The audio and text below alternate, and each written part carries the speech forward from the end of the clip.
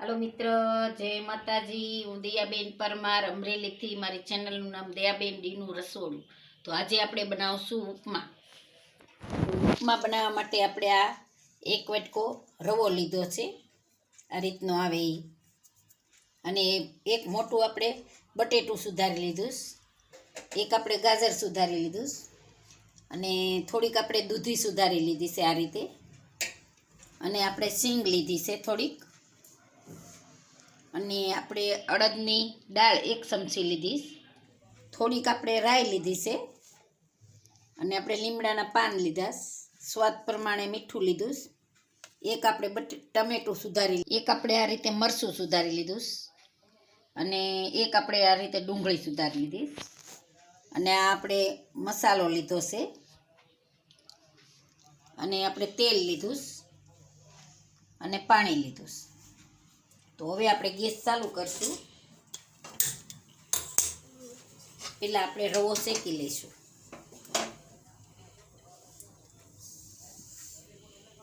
આપણે એક વાટકો લીધો છે રવો, તો એને સરસથી શેકી લેવું.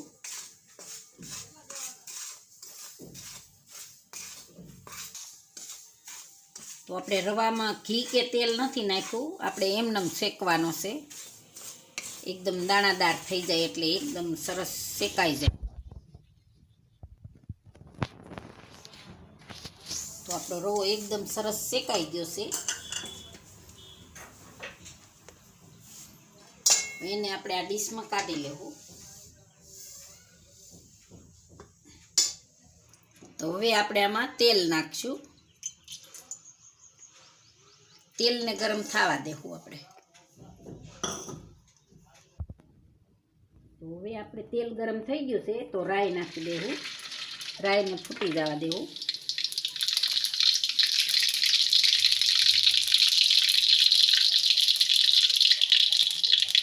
આપણે અડદની દાળ નાખી દેવું, અને આ મીઠો લીમડો નાખી દેવું,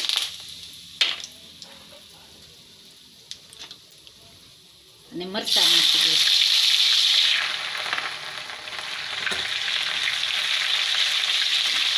હવે આપણે આ ડુંગળી નાખી દેવું.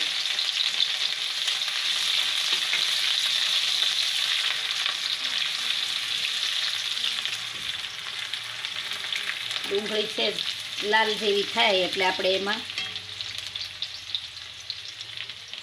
આ દૂધી નાખી દેવું,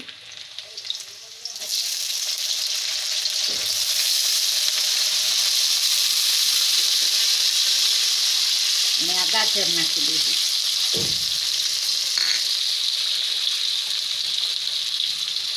અને આ બટેટું નાખી દેવું.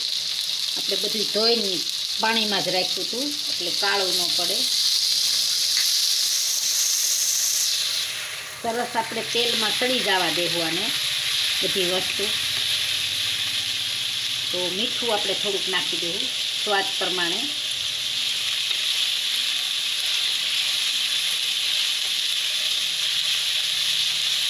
હવે બધી વસ્તુ આપણે તેલમાં સડી જવા દે. તો હવે આપણે આ સિંગ નાખી દેવું, અને આપણે એક ટમેટું સુધાર્યું સિંગ નાખી દેવું, ને આપણે આ સાંભાર મસાલો છે એ નાખી દેવું. આપણે ઘેરે બનાવેલો છે, તો આપણે એ નાખી દઈશું.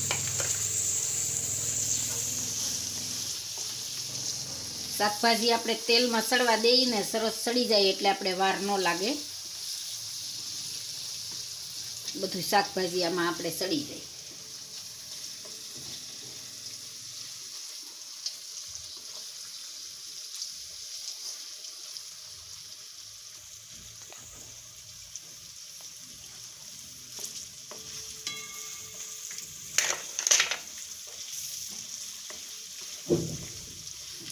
તો આપણે હજી એકાદી 2 મિનિટ આપણે સડવા દેવું એટલે એકદમ સરસ બકાલું બધું આપણું તેલમાં સડી જાય. તો આ બકાલું આપણું બધું અંદર આ સડી ગયું છે એકદમ સરસ. તો હવે આપણે આ રવો નાખી દઈશું અંદર. રવાને સરસ આપણે એમાં મિક્સ કરી લેવું.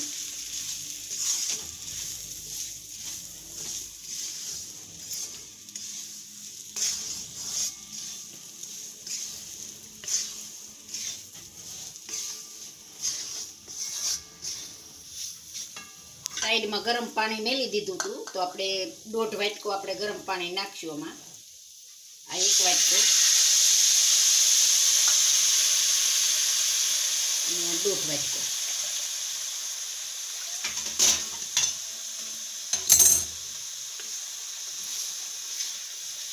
સરસ બધું મિક્સ કરી લેવું.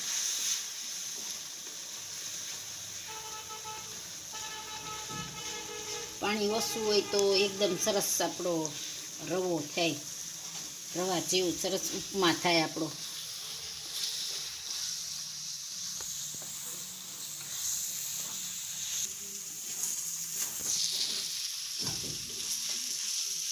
હવે આપણે ઉપમા આપણો તૈયાર થઈ ગયો, તો આપણે ગેસ બંધ કરી દેવું અને નીચે ઉતારી લઈશું.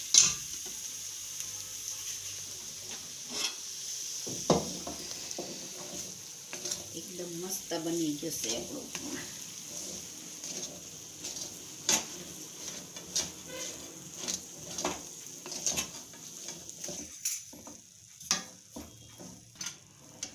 તો હવે આપણે સર્વ કરી લઈશું.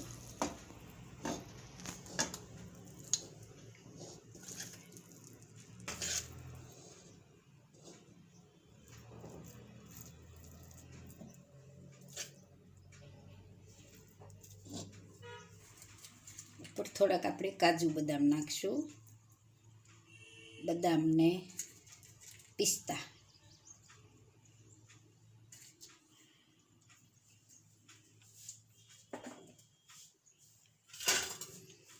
તો તૈયાર છે આપણો ઉપમા. જો મારી રેસીપી પસંદ આવે તો લાઈક કરજો, શેર કરજો અને સબસ્ક્રાઈબ કરજો. બેલ આઇકન જરૂર દબાવજો. કોમેન્ટમાં બતાવજો કે તમને કેવો લાગ્યો ઉપમા.